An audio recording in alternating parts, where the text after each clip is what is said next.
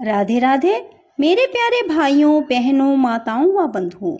आज मैं आपके लिए लाई हूँ श्री पद्म पुराण की कथा।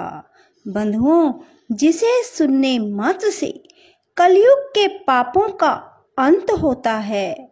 पद्म पुराण की कथा जेठ मास में सुनने से अनंत फल की प्राप्ति होती है। बंधुओं, जेठ मास में पद्म पुराण की कथा सुनने मात्र से नरक में पड़े हुए पितरों का उद्धार होता है। बंधुओं, ये पद्म पुराण की कथा जो मनुष्य दूसरों के उपकार के लिए सुनता है, वह भगवान विष्णु का भक्त और इंद्र का भी पूज्य होता है।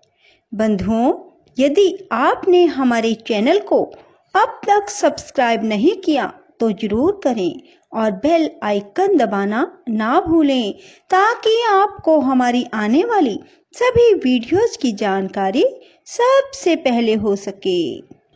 बोलो विष्णु भगवान की जय, लक्ष्मी माता की जय।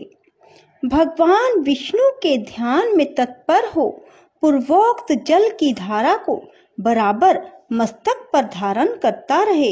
दूसरी वेदी भगवान की स्थापना के लिए हो, उसके ऊपर कर्णिका सहित कमल की आकृति बनाएं और उसके मध्य भाग में भगवान पुरुषोत्तम को विराजमान करें। उनके निमित्त एक कुंड बनावें जो हाथ भर लंबा और उतना ही चौड़ा और उतना ही गहरा हो। उसके ऊपरी किनारों पर 3 मेखलाएं बनाएं।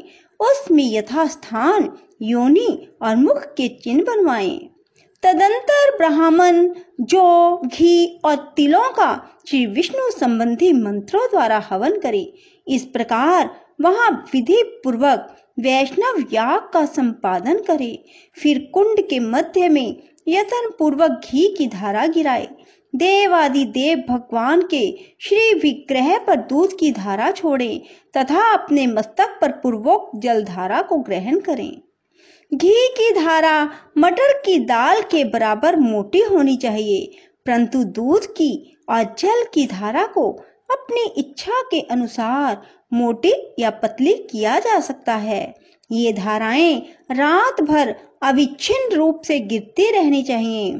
फिर जल से भरे हुए 13 कलशों की स्थापना करें। वे नाना प्रकार के भक्ष्य पदार्थों से युक्त और श्वेत वस्त्रों से अलंकृत होने चाहिए। उनके साथ चंदोवा, औदुंबर पात्र तथा पंचरत्न का होना भी आवश्यक है। वहां 4 ऋग्वेदी ब्राह्मण उत्तर की ओर मुख करके हवन करें। 4 यजुर्वेदी विप्र रुद्र अध्याय का पाठ करें तथा 4 सामवेदी ब्राह्मण वैष्णव साम का गायन करते रहें। उपयुक्त 12 ब्राह्मणों को वस्त्र, पुष्प, चंदन, अंगूठी, कड़े, सोने की जंजीर, वस्त्र और शैया आदि देकर उनका पूर्ण सत्कार करें। इस कार्य में धन कृपणता न करें। इस प्रकार गीत और मांगलिक शब्दों के साथ रात्रि व्यतीत करें। उपाध्याय को सब वस्तुएं अन्य ब्राह्मणों की अपेक्षा दूनी मात्रा में अर्पित करें। रात्रि के बाद जब निर्मल प्रभात का उदय हो, तब शयन से उठकर 13 गौएं दान करनी चाहिए। उनके साथ की समस्त सामग्री सोने की होनी चाहिए। वे सब की सब दूध देने वाली और सुशीला हों। उनके सींग सोने से और खुर चांदी से मंडे हुए हों। उन सब को वस्त्र ओढ़ाकर चंदन से विभूषित किया गया हो। गौओं के साथ कांसी का दोहन पात्र भी होना चाहिए। गोदान के पश्चात ब्राह्मणों को भक्ति पूर्वक भक्ष्य भोज्य पदार्थों से तृप्त करके नाना प्रकार के वस्त्र दान करें। फिर स्वयं भी क्षार लवण से रहित अन्न का भोजन करके ब्राह्मणों को विदा करें। पुत्र और स्त्री के साथ 8 पग तक उनके पीछे पीछे जाएं और इस प्रकार प्रार्थना करें, हमारे इस कार्य से देवताओं के स्वामी भगवान श्री विष्णु, जो सब का क्लेश दूर करने वाले हैं, प्रसन्न हों। श्री शिव के हृदय में श्री विष्णु है और श्री विष्णु के हृदय में श्री शिव विराजमान है। मैं इन दोनों में अंतर नहीं देखता, इस धारणा से मेरा कल्याण हो। यह कहकर उन कलशों, गऊओं, शैयाओं तथा वस्त्रों को सब ब्राह्मणों के घर पहुंचवा दे। अधिक शैयाएं सुलभ ना हों तो गृहस्थ पुरुष एक ही शैया को सब सामानों से सुसज्जित करके दान करे। भीमसेन वह दिन इतिहास और पुराणों के श्रवण में ही बिताना चाहिए। अतः तुम भी सत्व गुण का आश्रय ले मात्सर्य का त्याग करके इस व्रत का अनुष्ठान करो। यह बहुत गुप्त व्रत है, किंतु स्नेहवश मैंने तुम्हें बता दिया है। वीर, तुम्हारे द्वारा इसका अनुष्ठान होने पर यह व्रत तुम्हारे ही नाम से प्रसिद्ध होगा। इसे लोग भीम द्वादशी कहेंगे। यह भीम द्वादशी सब पापों को हरने वाली और शुभ कारणी होगी। प्राचीन कल्पों में इस व्रत को कल्याणिनी व्रत कहा जाता था। इसका स्मरण और कीर्तन मात्र करने से देवराज इंद्र का सारा पाप नष्ट हो गया था। इसी के अनुष्ठान से मेरी प्रिया सत्यभामा ने मुझे पति रूप में प्राप्त किया। इस कल्याणमयी तिथि को सूर्य देव ने सहस्त्रों धाराओं से स्नान किया था, जिससे उन्हें तेजोमय शरीर की प्राप्ति हुई। इंद्र आदि देवताओं तथा करोड़ों दैत्यों ने भी इस व्रत का अनुष्ठान किया है।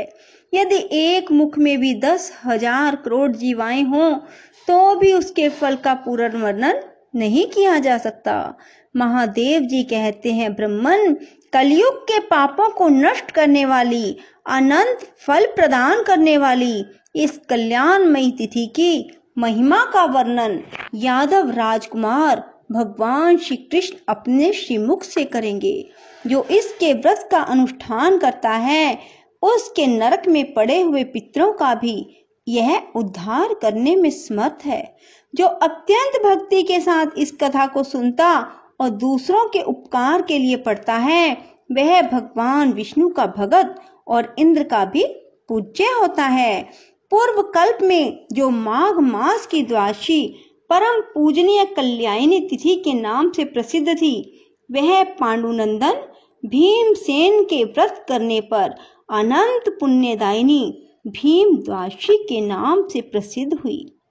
भीष्म जी ने पूछा, ब्रह्मन, जो अभ्यास न होने के कारण अथवा रोगवश उपवास करने में असमर्थ है किंतु उसका फल चाहता है, उसके लिए कौन सा व्रत उत्तम है, यह बताइए।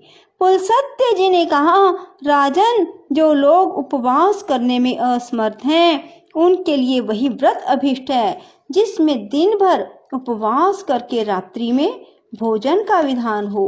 मैं ऐसे महान व्रत का परिचय देता हूँ, सुनो। इस व्रत का नाम है आदित्य शयन। इसमें विधि पूर्वक भगवान शंकर की पूजा की जाती है। पुराणों के ज्ञाता महर्षि जिन नक्षत्रों के योग में इस व्रत का उपदेश करते हैं उन्हें बताता हूँ। जब सप्तमी तिथि को हस्त नक्षत्र के साथ रविवार हो अथवा सूर्य की संक्रांति हो, वह तिथि समस्त कामनाओं को पूर्ण करने वाली होती है। उस दिन सूर्य के नामों से भगवती पार्वती और महादेव जी की पूजा करनी चाहिए। सूर्य देव की प्रतिमा और शिवलिंग का भी भक्ति पूर्वक पूजन करना चाहिए। हस्त नक्षत्र में सूर्याय नमः का उच्चारण करके सूर्य देव के चरणों की चित्रा नक्षत्र में अर्काय नमः कहकर उनके गुल्फों की स्वाति नक्षत्र में पुरुषोत्तमाय नमः से पिंडलियों की, विशाखा में धात्रे नमः से घुटनों की और अनुराधा में सहस्त्रभान्वे नमः से दोनों जांघों की पूजा करनी चाहिए। ज्येष्ठा नक्षत्र में अनंगाय नमः से गुह प्रदेश की, मूल में इंद्राय नमः, भीमाय नमः से कटी भाग की, पूर्व आषाढ़ा और उत्तर आषाढ़ा में त्वष्ट्रे नमः और सप्तरंगमाय नमः से नाभि की, श्रवण में तीक्ष्णांश्वे नमः से उदर की, धनिष्ठा में विकर्तनाय नमः से दोनों बगलों की और शतभिषा नक्षत्र में ध्वांत विनाशनाय नमः से सूर्य के वक्ष स्थल की पूजा करनी चाहिए। पूर्वा और उत्तर भाद्रपाद में चंडकराय नमः से दोनों भुजाओं का, रेवती में साम नामधीशाय नमः से दोनों हाथों का, अश्विनी में सपत अश्वधुरंधराय नमः नखों का, भरणी में दिवाकराय नमः से भगवान सूर्य के कंठ का पूजन करें। शेष अगले अध्याय में। राधे राधे, जय श्री कृष्णा। बंधुओं, यदि आपको हमारी वीडियो पसंद आए तो इसे लाइक करें और शेयर भी जरूर करें। धन्यवाद।